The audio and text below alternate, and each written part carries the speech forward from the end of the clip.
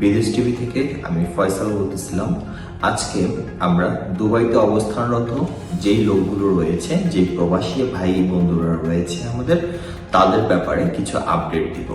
তারা কোন অবস্থানে রয়েছে, তাদের ভিসার অবস্থান কি, সেইগুলো নিয়ে আমরা আলাপ আলোচনা করব।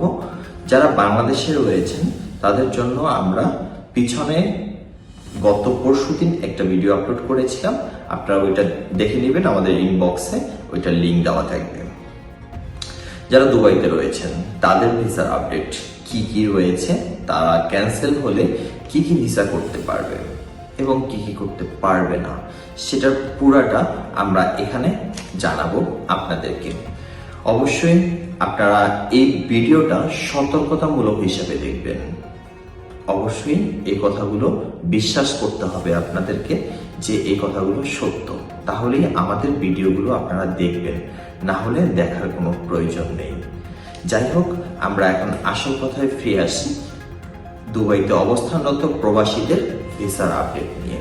প্রথমে আমরা কথা বলবো নর্মাল কোম্পানি নিয়ে। নর্মাল কোম্পানিতে আমরা যারা প্রবাসী রয়েছি তারা চাইলে কি ভিসা ট্রান্সফার করতে পারবো কিনা। ট্রান্সফার বলতে আমরা মনে করি কি একটা কোম্পানি থেকে অন্য কোম্পানিতে ভিসা ট্রান্সফার, বাট ট্রান্সফার না, কিন্তু এটা একটা কোম্পানি থেকে ভিসা ক্যান্সেল করতে হবে, ক্যান্সেল করে অন্য একটা কোম্পানিতে ভিসা লাগাতে হবে। এটাকে আমরা ভিসা ট্রান্সফার বলি বাংলা ভাষায়, যেটা বলে থাকি। তো নর্মালি ভিসা একটা কোম্পানি থেকে যদি ক্যান্সেল করেন, ক্যান্সেল করার পরে আরেকটা প্রাইভেট কোম্পানিতে আপনি লেবার ক্যাটাগরির ভিসা করতে পারবেন না, কারণ লেবার ভিসা ইনসাইডের বন্ধ রয়েছে। আমরা সহজ ভাষায় সবাই বলে দিই ট্রান্সফার ভিসা বন্ধ, আসলে কথাটা এরকম না। লেবার ট্রান্সফার ভিসা বন্ধ রয়েছে। হাই প্রফেশন ট্রান্সফার, যদি আপনার সার্টিফিকেট থেকে থাকে অরিজিনাল, তাহলে আপনি চাইলেই ভিসা ট্রান্সফার করতে পারবেন।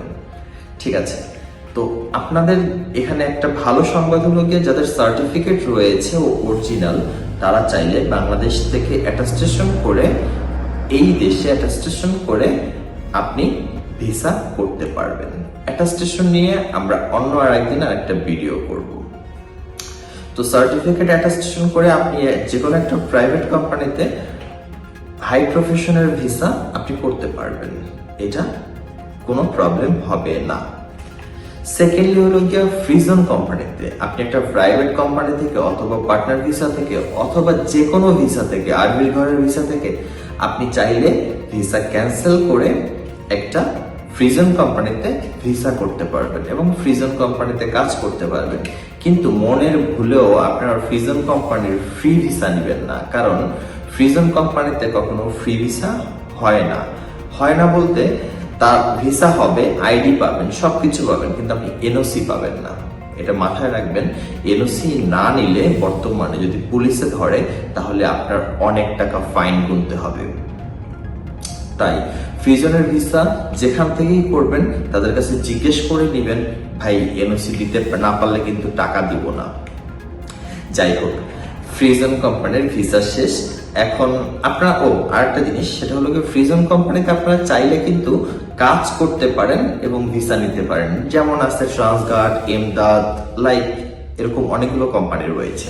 সেই কোম্পানিগুলোতে আপনি চাইলে ভিসা করে ওখানে কাজ করতে পারেন। এটা সবচেয়ে আপনাদের জন্য ভালো সুযোগ। স্যালারি একটু কম পাবেন, বাট তারপরেও বেটার।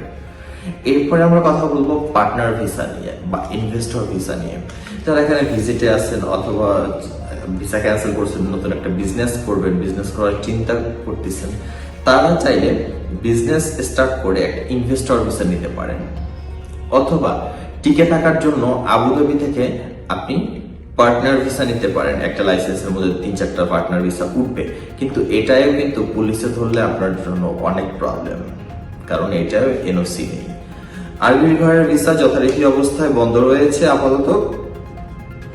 ট্রান্সফার আরবির ঘরের ভিসা বর্তমানে বন্ধ রয়েছে। তাই এটা আরবির কথা শুনে বা কারো কথা শুনে আপনার ভিসা ক্যান্সেলেশন বা ভিসা ট্রান্সফারের জন্য আরবিকে ওরকম টাকা পয়সা লেনদেন না করার জন্য অনুরোধ রইল। এই ছিল আপাতত ইনসাইডের যে ভিসাগুলো নিয়ে প্রবলেম সেইগুলো। এছাড়াও আপনাদের সকল প্রবলেম নিয়ে আমরা প্রতিনিয়ত একটা একটা করে ভিডিও দিব। আপনাদের যদি কোনো বিষয়ে সাজেশন দরকার হয় তাহলে আমাদের কমেন্টস বক্সে জানাবেন। আমরা পরের দিন আপনার কমেন্টস বক্সের প্রশ্নের উপরে ভিত্তি করে একটা ভিডিও তৈরি করার চেষ্টা করব। আমরা চেষ্টা করি বিদেশ টিভি আপনাদের সঙ্গে থাকবে এবং আপনাদেরকে সবসময় সাহায্য করার চেষ্টা করবে। পারলে ভিডিওটি সবার কাছে শেয়ার করুন। দুবাই প্রবাসী যে যেখানে আছেন ভালো থাকবেন, সুস্থ থাকবেন। আল্লাহ হাফেজ।